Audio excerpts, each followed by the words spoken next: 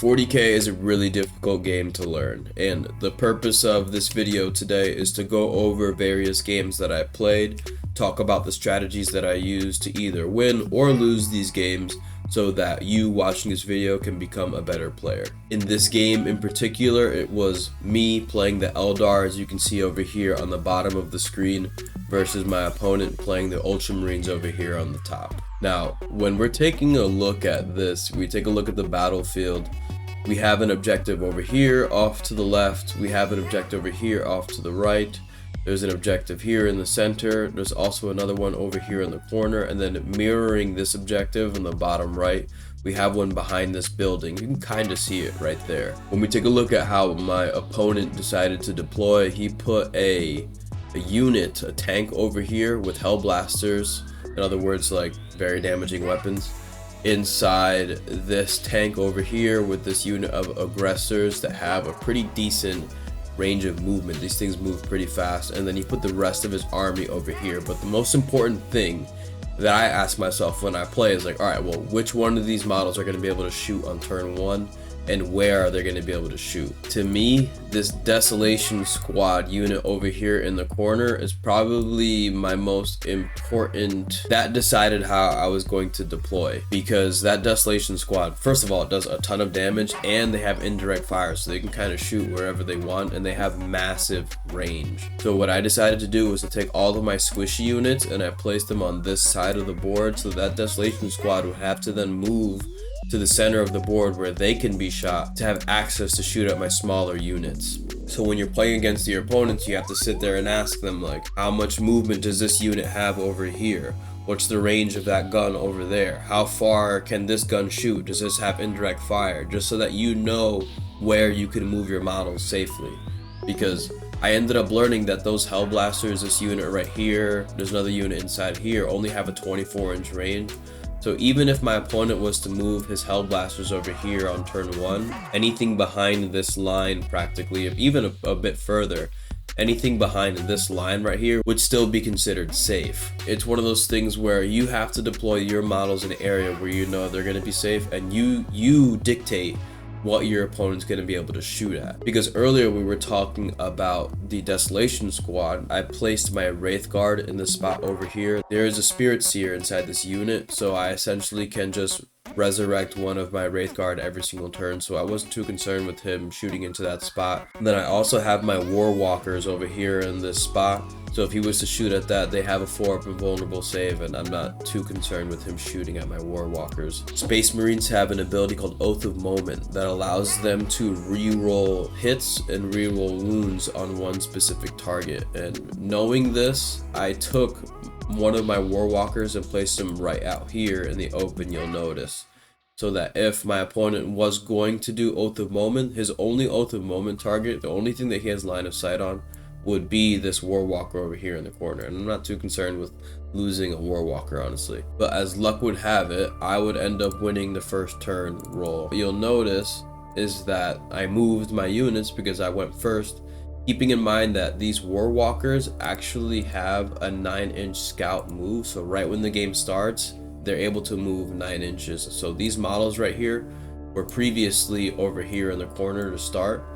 I moved them to about this spot right here, and then I 10-inch moved them to this spot over here. This put me in a position where I can stack the two War Walkers right here, one on top of the other, giving me line of sight to shoot at the aggressors that are no longer there, because I was able to take out the aggressors.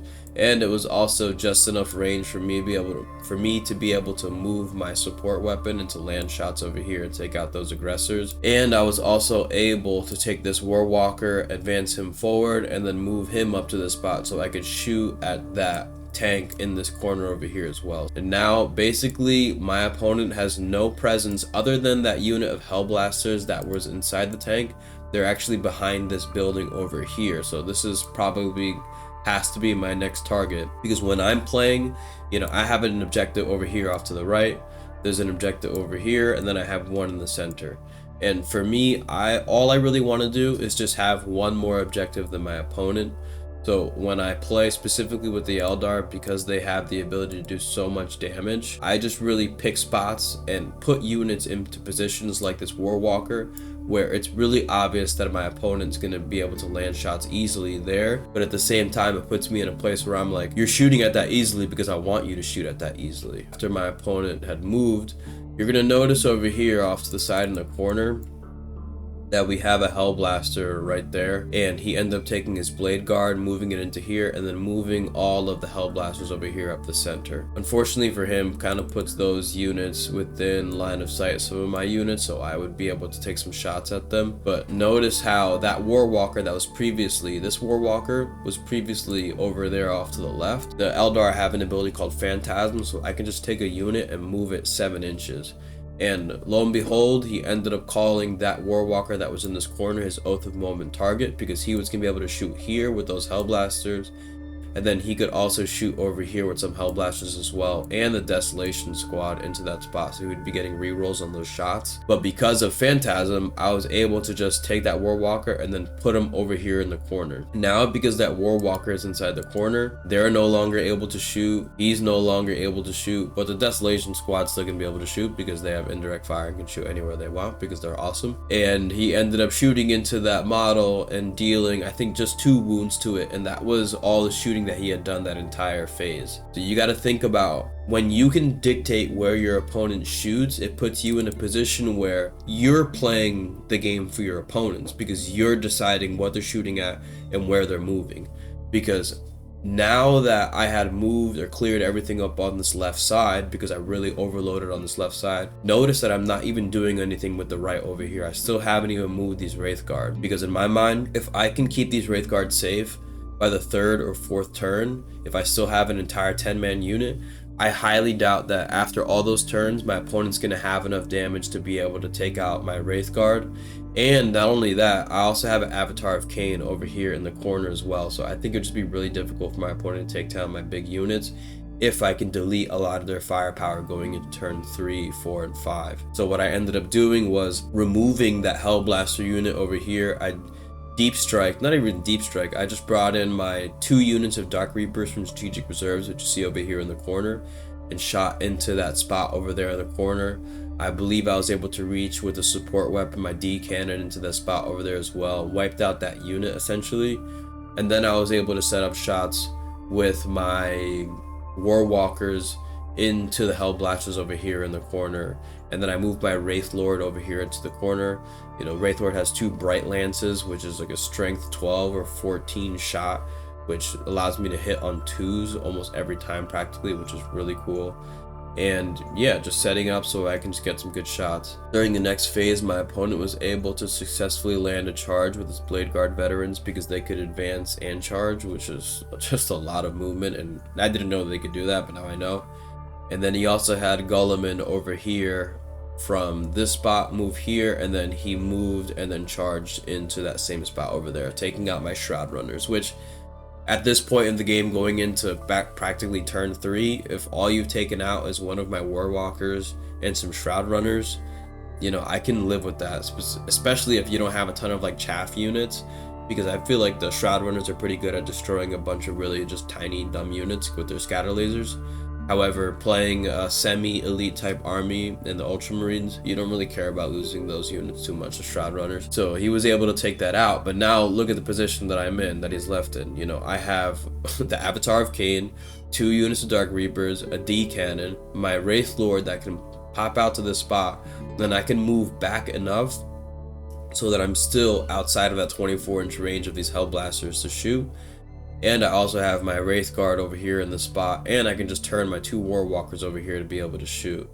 I will say that this Warwalker right here in particular was in engagement range, but because I was able to fall back, and I can use a stratagem to fall back and shoot, so I was able to fall back into the spot and just shoot right there essentially. And going into the last phase, pretty much where my opponent scooped, I was able to move my Wraith Guard into the spot over here, because I know that once I wiped this side of the board over here, all my opponent had left was a Dreadnought, and then a Hellblaster unit, and then Desolation Squad Marines.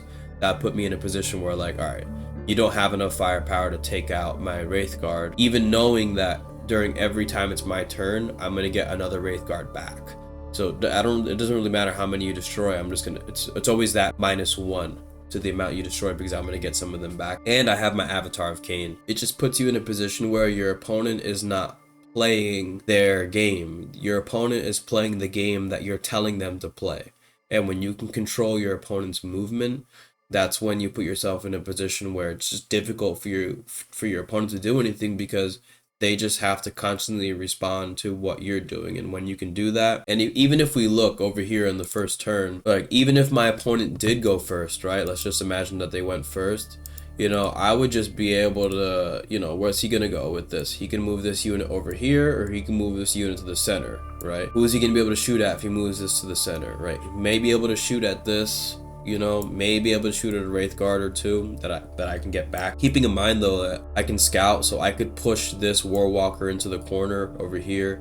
I could even Phantasm after they're done moving, move this Warwalker into this blob over here so that he can't get shot at. Or he's gonna go over here and move the aggressors into the spot to get the objective and shoot my Rangers. And honestly, like, you could shoot at my Rangers, it's fine. It's really not a big deal to me. And then he could take this tank and obviously would move this down into the spot.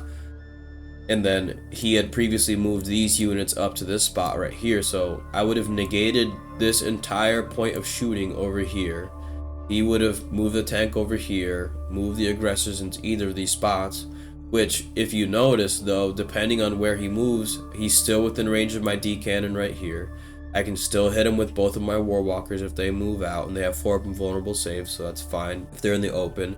This unit over here is going to have a range of probably shooting up to about that line with that 24-inch range if they move up during the next turn. So I would take my Warwalkers to this spot over here so that they can be out of range of those Hellblasters, and then still be able to just pump shots down the line.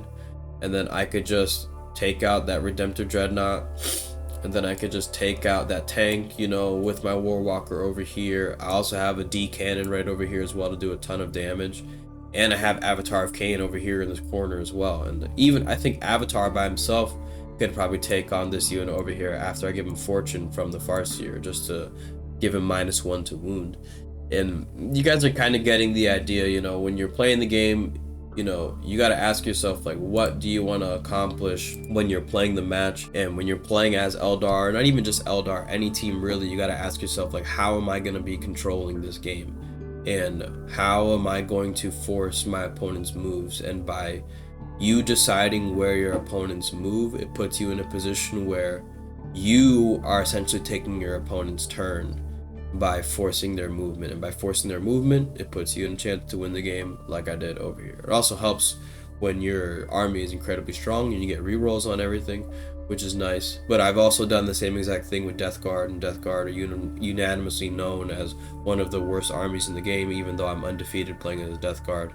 So just use these ideas and these strategies next time you play, and you'll probably win a lot more games. Okay, so that's gonna be that for today. If you guys like this video, you can like the video. I know that it wasn't super flashy, and in the future I'll edit this so it looks a lot nicer, but I just want to get the idea out there, and then this may turn into a series where, you know, maybe I can make videos instead of it just being a picture, and then we can just continue to review these games so that we all can get better at the game. All right, always remember, everybody, eat healthy, okay, work out every single day. Most importantly, you guys got to remember to believe in yourself. All right, peace out, people.